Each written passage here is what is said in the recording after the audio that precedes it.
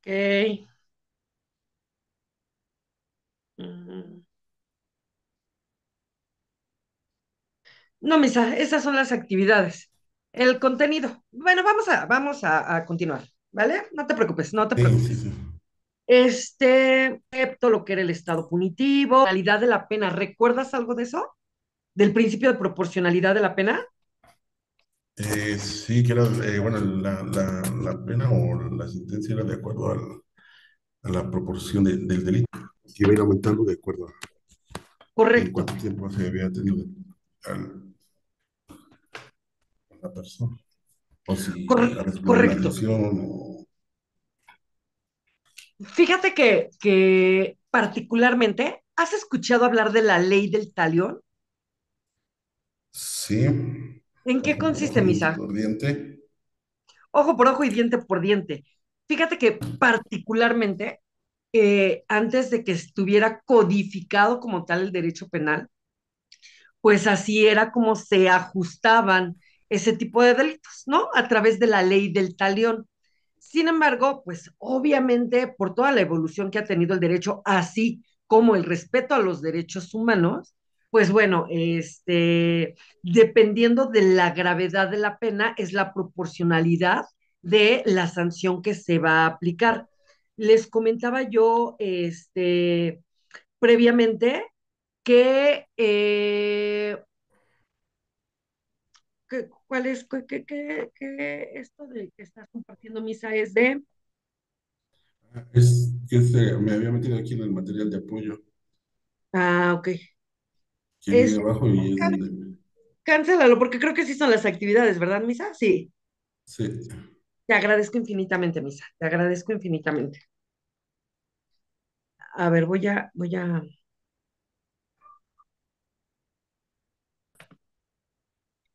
y bueno, justo como lo habíamos mencionado, ¿no? Este principio, bueno, no ajusta al delito cometido, es la proporcionalidad entre los límites mínimos y máximos previstos para cada delito en el actuar ético jurídico del juez, que radica precisamente en la discrecionalidad de la pena entre los mínimos y máximos de acuerdo a su función judicial.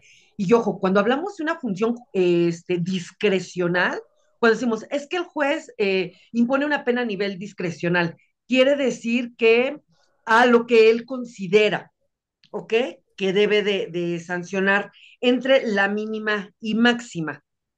Ahorita más adelante que entramos en delitos patrimoniales, vamos a ver cómo se está clasificando y cómo nos marcan de 3 meses a 5 años, de 6 meses a 10 años, dependiendo la gravedad de la acción que se realiza o la gravedad del delito incluso. ¿Ok? ¿Todo bien hasta aquí, Misa? Sí, todo bien. Eh, la proporcionalidad de juzgados por la ley. La ley, lo que yo te decía, bueno, el juez puede tener ese poder resolver a lo que la misma ley penal marca. En este caso, pues, lo que tenemos dos códigos, Misa. Tenemos un código penal y tenemos un código de procedimientos penales. El código penal, que es en el que vamos a empezar a ver la comisión de los hechos delictivos, es lo que te marca las penas. Y el código de procedimiento penal lo que te ayuda es a ver cómo es que se va llevando el procedimiento penal, ¿no? ¿Cuáles son los medios que puedes utilizar? Por ejemplo, medios de prueba, los tiempos respecto a cuánto tiempo tienes para la aportación de pruebas, para una contestación, todos los códigos de procedimientos de cualquier materia civil, familiar, penal, etcétera, te van marcando estos términos y plazos y formas y modos, ¿no? Es como si el código te explica cómo tienes que hacerlo, ¿no? Pero bueno, eso lo vamos a ver más adelante, Misa. Y nos dice que, bueno, los de un Estado de Derecho, en el que los lados y en equilibrio, tales que el legislador, al momento de fijar un tipo penal y su sanción mínima y máxima, nunca rebasa la racionalidad o proporcionalidad de lo que defienden estos marcos. Los jueces tienen que individualizar una conducta con condiciones personales del agente infractor implica una pena específica para cada individuo. Y mira, no sé si me di a entender, pero te lo voy a explicar. Nos dice el texto. A ver, los poderes de la Unión, ejecutivo, legislativo y judicial, tienen sus actividades perfectamente bien delimitadas, ¿no? O por lo menos eso era antes de que le quitaran la autonomía al Poder Judicial de la Federación, que eso va a causar un conflicto terrible. Pero bueno, si bien es cierto, el poder legislativo, que es el encargado de la creación de normas, de leyes, pues dentro de esa creación crea pues los códigos penales, ¿no? Hablando de el Congreso local, del Congreso del Estado, porque el Congreso de la Unión federal, pues crea leyes a nivel federal, mientras que los congresos locales crean norma en el Estado. Entonces, el Código Penal para el Estado, en este caso, para el Estado de Hidalgo, pues lo crea el Congreso local. ¿Ok? Y en él, pues se manifiestan cuáles son los que se consideran tipos penales o una transgresión a la ley penal y nos marcan justo la mínima y la máxima. Mientras tanto, el Poder Judicial pues es el que se encarga de la impartición de justicia, ¿no? En este caso, el trabajo que hace un diputado o un senador a nivel federal, pues no es el mismo trabajo que hace un juez, porque las características no son las mismas. A los jueces se les da la facultad de determinar el tipo de sanción que se va a imponer al momento de que se contravenga la ley. ¿No? Y en este caso, en materia penal, como ya lo habíamos mencionado, puede ser desde penas privativas de libertad, o sea, prisión, puede ser penas pecuniarias, como lo son multa, pueden ser penas con trabajo a favor de la comunidad, ¿no? En los delitos o en las infracciones que sean, pues, no de alta peligrosidad, ¿no? Entonces, básicamente eso se refiere. Mientras el legislativo crea la norma jurídica, el juez lo que hace es ejecutarla, ¿no? Si bien es cierto, el legislativo me está diciendo, se le impondrán de 3 a 5 años de prisión. Ah, bueno, el juez entonces ejecuta justo lo que está diciendo el legislativo en el código, ¿no?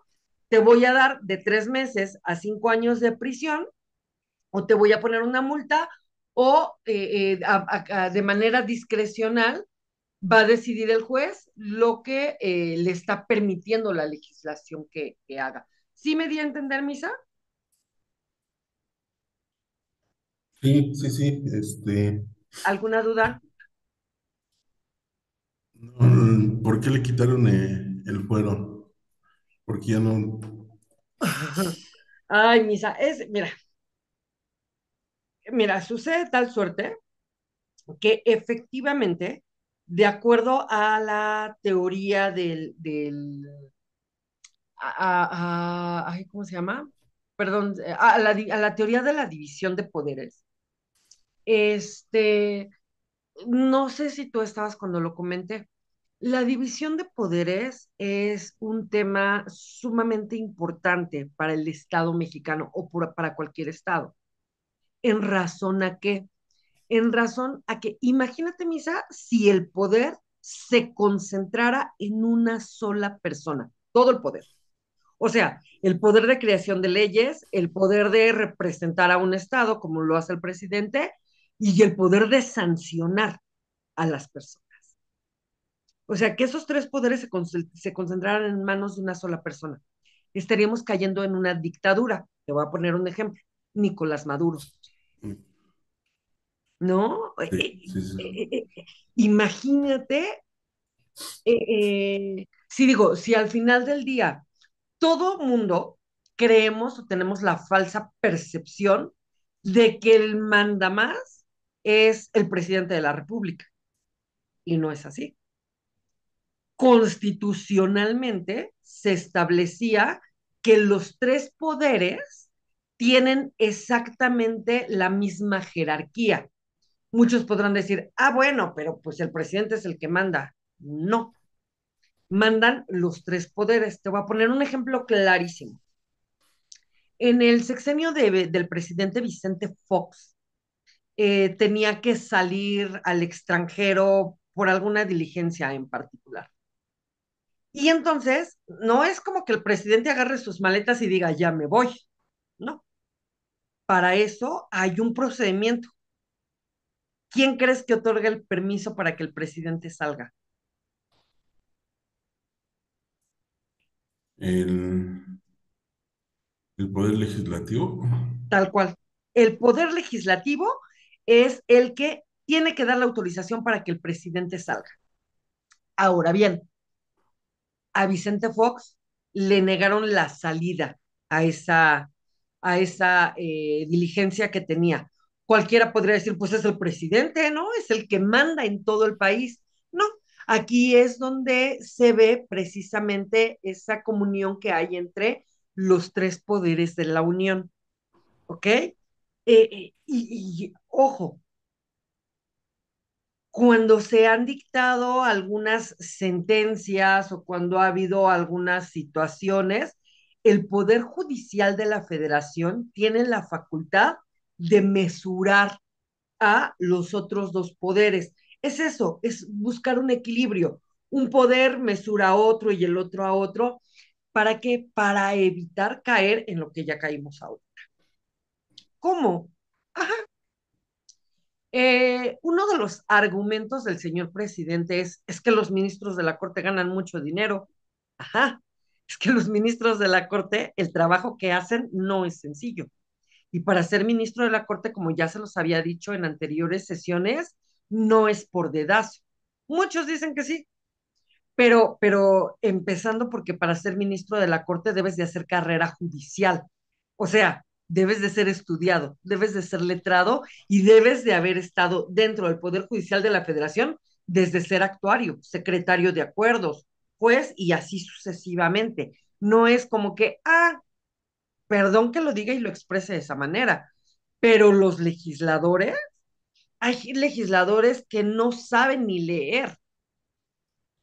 Y yo voy a poner un ejemplo. En el tiempo que yo trabajé para el ayuntamiento, este, veías, tienes acceso obviamente por transparencia a ver quiénes son tus servidores públicos, ¿no?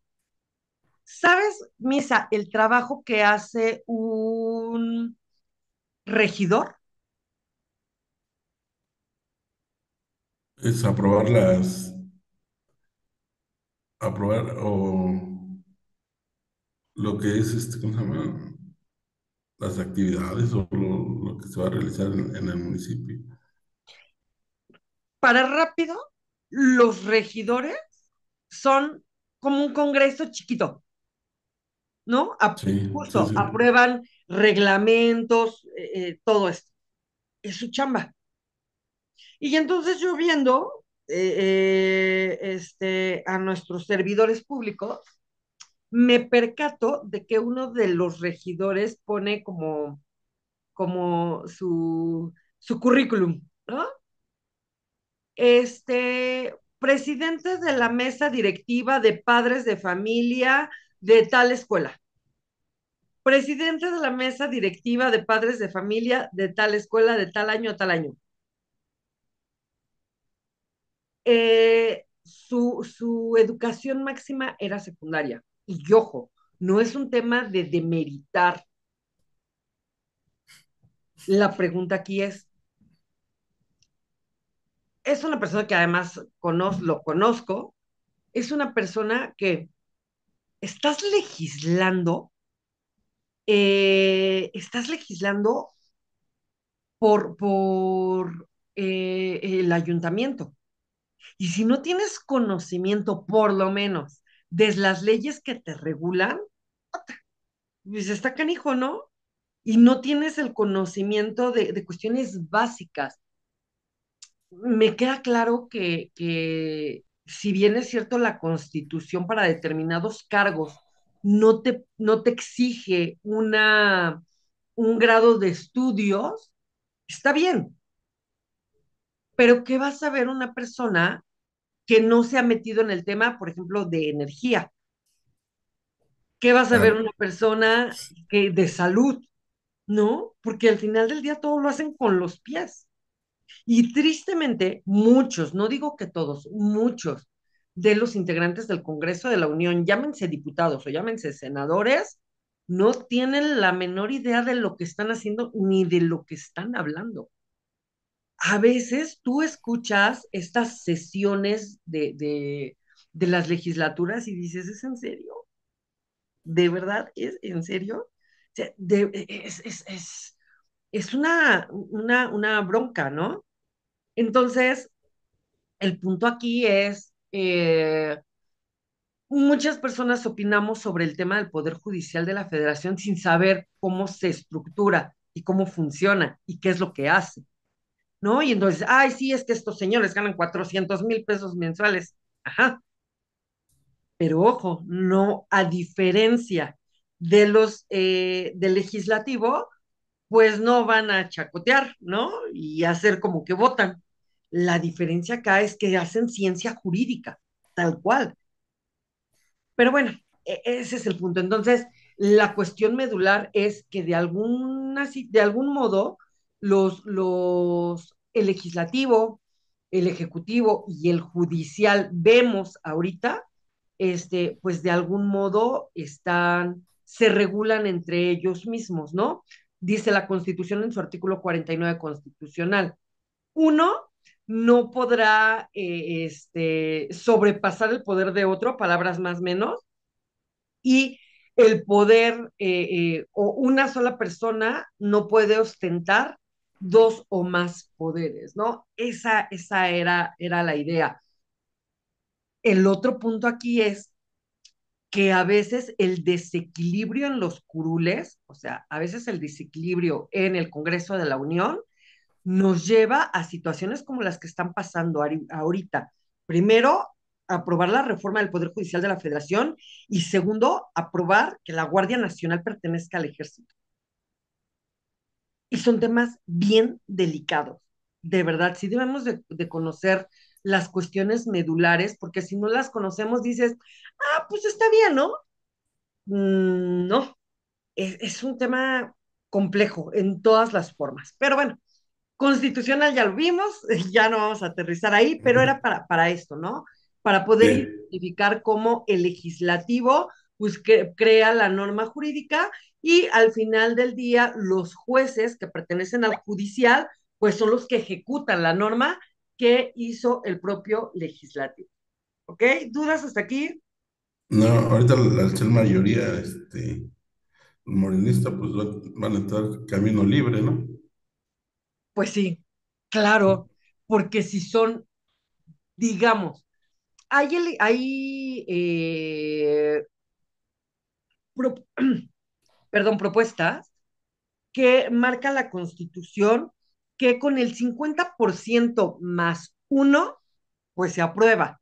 Entonces, ¿qué pasa si de repente, ejemplo, en los diputados, este, ¿sabes cuántos diputados tenemos, Misa? Y se me olvidó. Sí sabía Ricardo, ¿sabes cuántos diputados tenemos? No, no sé. Buenos días. Hola, Ricardo, buenos días. pero unos son por elección y otros son por ¿cómo se llama? Por mayoría relativa y por representación proporcional. Ok, 500. sí. 300 por mayoría relativa, 200 por Y representación por proporcional y proporción. 128 senadores,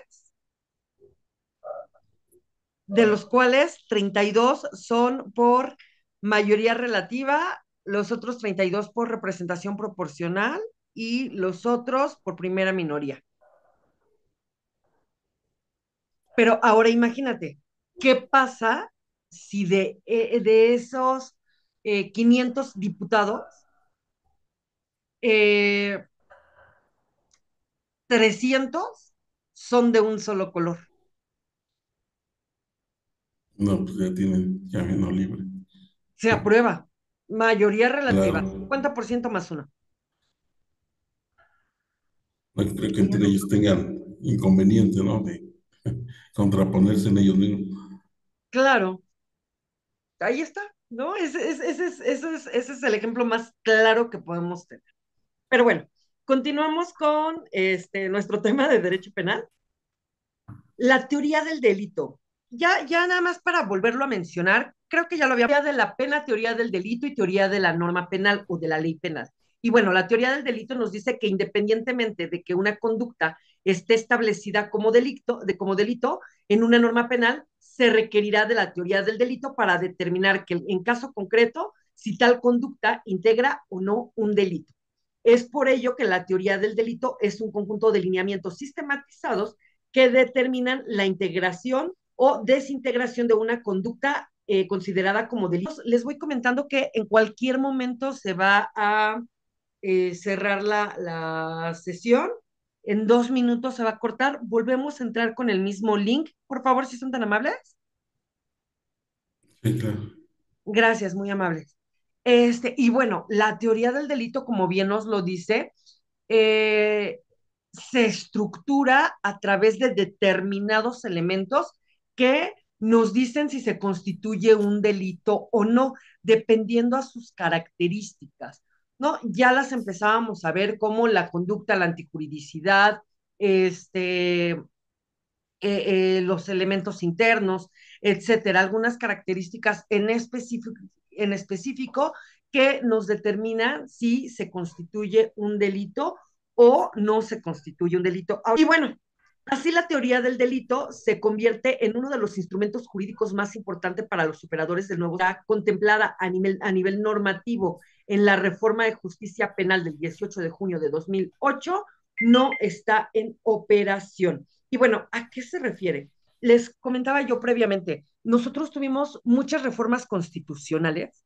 Una de ellas y de las más importantes precisamente fue la reforma penal, en donde se empiezan a llevar a cabo como tal los juicios orales como los conocemos hoy.